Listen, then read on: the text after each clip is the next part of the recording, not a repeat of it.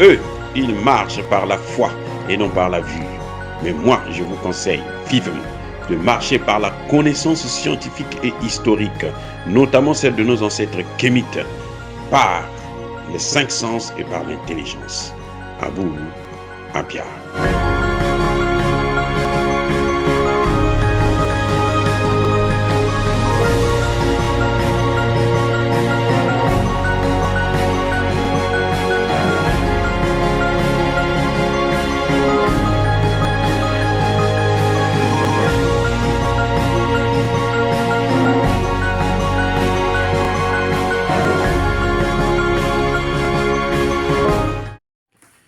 Otep à tous, bienvenue sur la chaîne des panafricanistes par essence, par conviction et par excellence.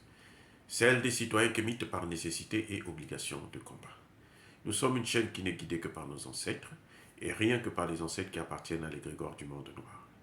Par conséquent, nous ne croyons en aucun Dieu venu de l'étranger. Toutefois, cette vidéo n'est aucunement destinée à inciter à la haine ou à la violence, car nous menons un combat qui est d'abord et avant tout spirituel. Ensuite, il est politique, géopolitique et géostratégique. Contre l'impérialisme, le colonialisme, le néocolonialisme et l'endocolonat. Sur la base du principe fondamental que nous avons hérité de nos ancêtres kémites, qui est celui de la Mahat, c'est-à-dire solidarité, vérité et justice. Vous êtes donc en droit de connaître la vérité et nous avons l'obligation de vous dire la vérité et rien que la vérité, afin que justice soit rendue au continent africain. Et ça, c'est notre modeste contribution dans cette noble lutte en faveur de la souveraineté, de la dignité, de la solidarité et l'unité africaine. Et ça, c'est ce qu'on appelle le panafricanisme. Bien-aimés frères et sœurs, j'ai du mal à cerner le quotient intellectuel du président Tshisekedi. Je ne comprends pas ce monsieur.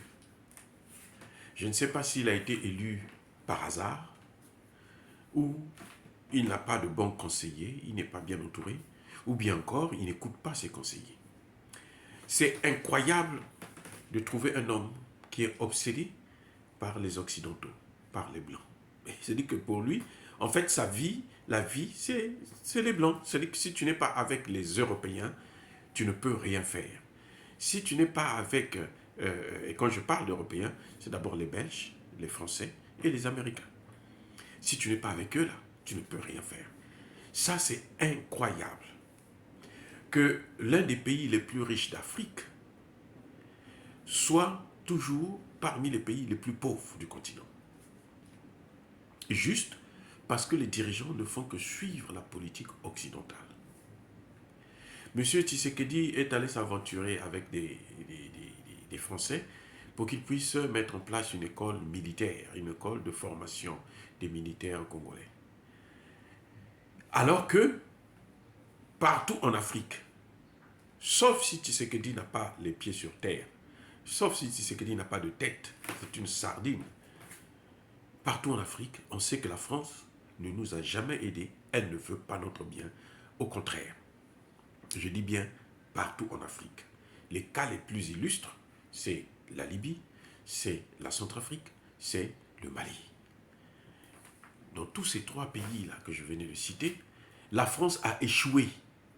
La France a été le moteur de la déstabilisation de ces pays. Vous allez me dire que c'est l'OTAN. Oui, la France fait partie de l'OTAN.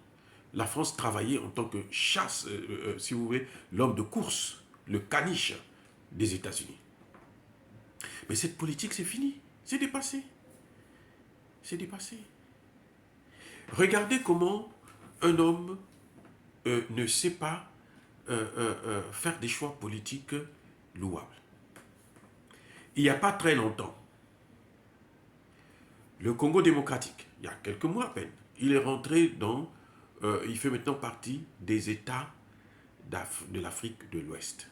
La communauté des États de l'Afrique de l'Ouest. Très bien, c'est son choix. C'est un pays qui fait partie des Grands Lacs, donc c'est un peu normal qu'il puisse faire partie aussi des États de l'Afrique de l'Est. Bien qu'il fait déjà partie des États de l'Afrique centrale.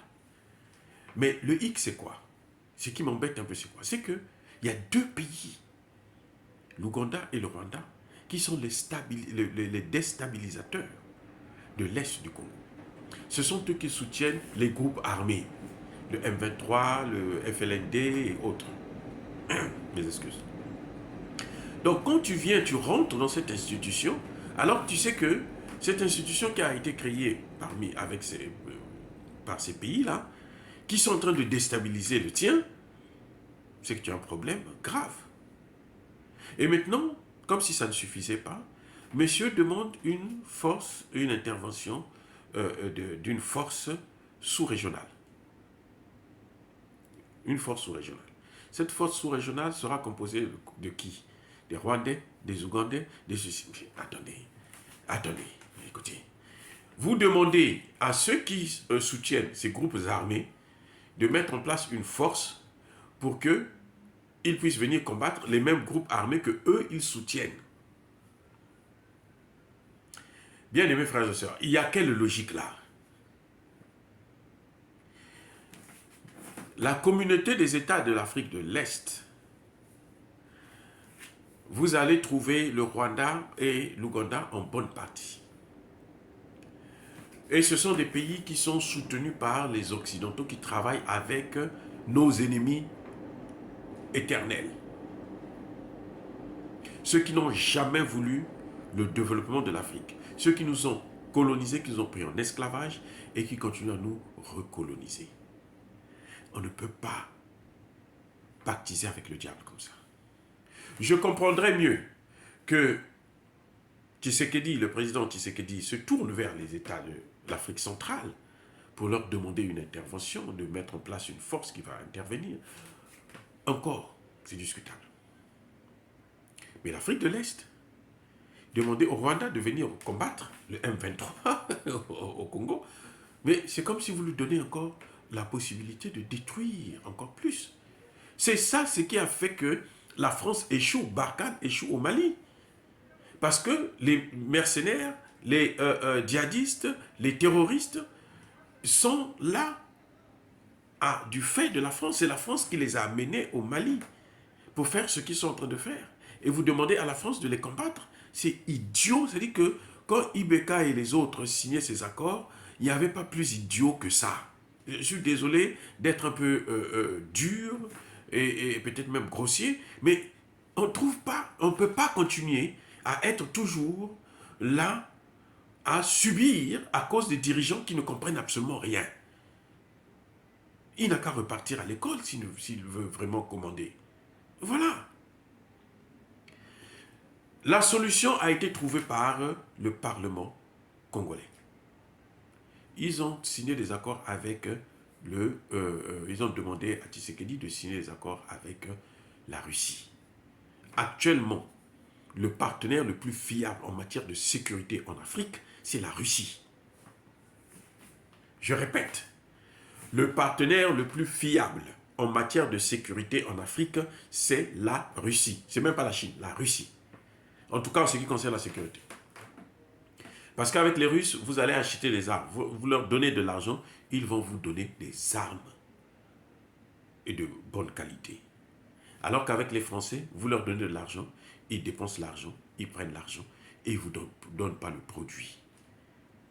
S'ils vous donnent le produit, ils vous donnent un produit qui est inutilisable, qui n'est pas pratique, qui ne servira à rien. On l'a vu au Mali. Mais il faut, M. Tshisekedi doit au moins suivre, tirer les leçons de ce qui est en train de se passer. L'histoire est en train de se passer devant nous. Ce n'est pas quelque chose de l'époque de Lumumba où le père de Tshisekedi n'avait pas hésité de dire que Lumumba c'est un crapaud. Voilà. Il faut le rappeler tout le temps parce que c'est l'avenir d'un continent. C'est l'avenir d'un pays.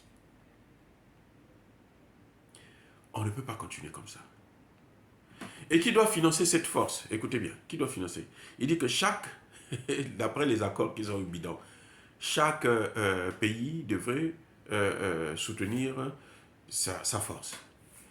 Et l'Union africaine devrait investir, ainsi que l'Union européenne. Mais enfin, quand même.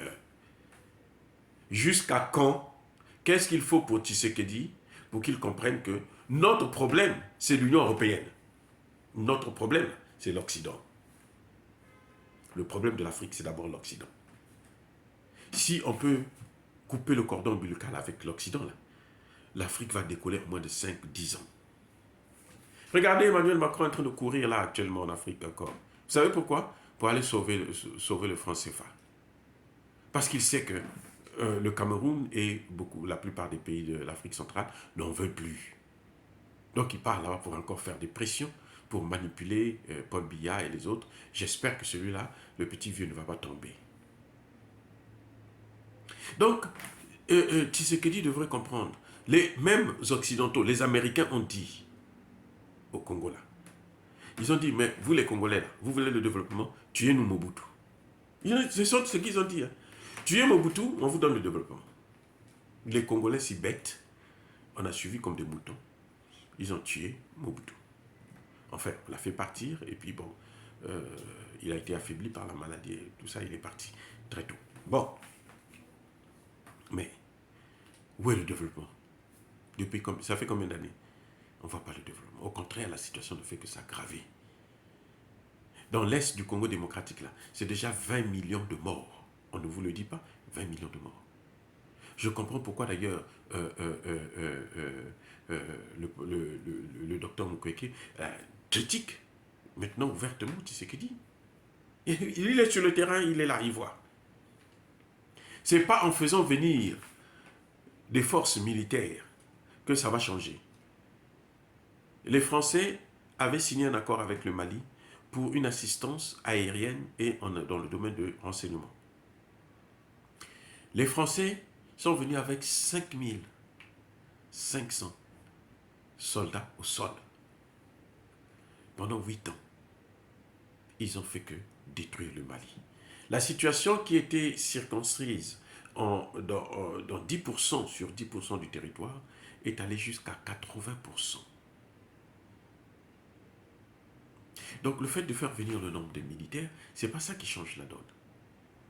Vous avez les Nations Unies qui sont là, qui ne foutent absolument rien. Et les Nations Unies ne partiront pas si le président Tshisekedi ne leur demande pas de partir. Écoutez-moi bien, je répète, les Nations Unies ne partiront pas du Congo démocratique tant que les autorités congolaises, notamment le président congolais, ne demandera pas au Conseil de sécurité « je ne veux plus renouveler cette mission ». Mais tant qu'il va continuer à la renouveler, cette mission sera là. Et les casques bleus là vont continuer à se servir, s'enrichir sur le dos des Congolais. Et ça, c'est ce qui est inacceptable. À l'époque, on pouvait accepter ça parce qu'on ne comprenait pas, on n'avait pas toutes les informations. Mais aujourd'hui, tout est là. On a tous les éléments. Nous donnons tous les éléments. Nous, on parle aujourd'hui. Nous prenons des risques pour parler de ces questions. Ce n'est pas parce que nous n'avons rien à faire. C'est parce que nous voulons le bien de notre pays, de notre continent. Nous voulons le bien de tous les Africains. C'est pour ça que nous prenons ces risques-là, pour parler de ces questions. Donc, M. Tshisekedi doit comprendre que ce n'est pas en faisant venir une force militaire supplémentaire que ça va changer. Il faut réformer l'armée congolaise.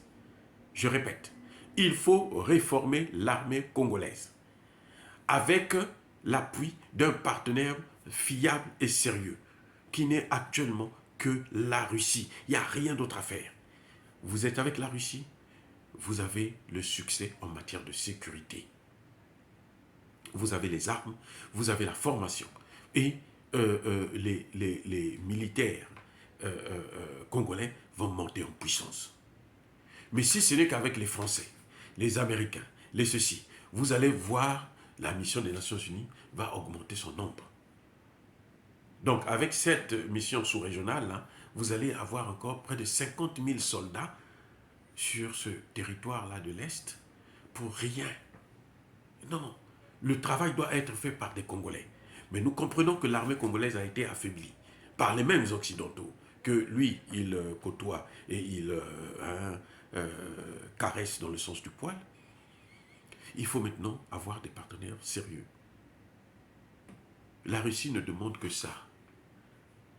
Ça va peut-être coûter un peu d'argent, mais il y a les matières premières. Au lieu de laisser ces matières premières, que les Rwandais puissent les voler pour aller enrichir les Occidentaux, eh bien, prenez ça, donnez ça aux Russes, ils vous donnent des armes, ils vous forment les Congolais, et ils vont faire la guerre, ils vont se battre, ils vont récupérer le territoire, ils vont sécuriser les populations. C'est tout ce que nous demandons. Non, M. Tshisekedi, arrêtez avec votre cinéma, arrêtez avec votre comédie. Il est temps maintenant que vous vous mettez au travail, que vous regardez les choses telles qu'elles se présentent en face de vous. Ça, c'est ce qu'on appelle la real politics. Voilà, les choses sont là. Aujourd'hui, vous n'avez plus besoin de partir ici et là. Vous avez toutes les informations. Arrêtez de suivre RFI. Arrêtez de parler avec ces France 24. Arrêtez d'accorder des interviews à TV5 Monde parce que ça ne vous rapportera rien du tout. Les informations dont vous avez besoin, c'est ce que nous vous donnons. Et nous sommes des experts.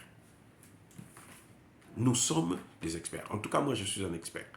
Je suis docteur en sciences politiques. J'ai inventé la théorie de la prévention des conflits et la justice transitionnelle. Donc, je connais ces questions-là très bien.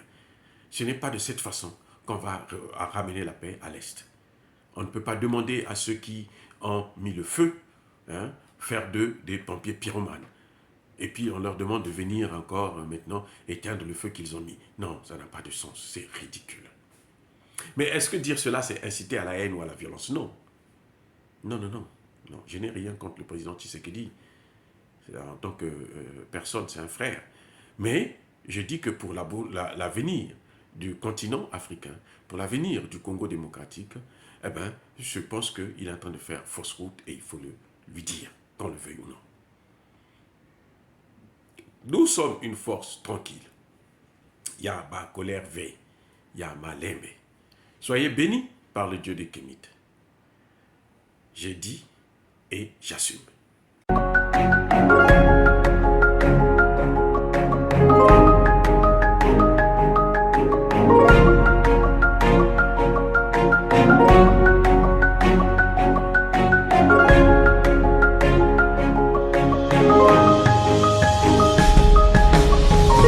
Bien-aimés frères et sœurs, vous connaîtrez la vérité et la vérité vous affranchira. Ça, c'est pas moi qui le dis, c'est la Bible qui le dit. Mais moi, je vous dis mieux. Vous connaîtrez la vérité historique, notamment celle de vos ancêtres kémites, et vous aurez une vision globale de ce que c'est que la vraie souveraineté politique. J'ajoute, vous reviendrez à la spiritualité africaine ancestrale et vous comprendrez les enjeux de l'indépendance économique. Et pour terminer, vous accepterez votre identité culturelle kémite et vous obtiendrez deux choses. La première, c'est la paix. La seconde, c'est le développement, à une condition. L'unité de toute l'Afrique noire, l'unité de tous les Noirs du monde entier.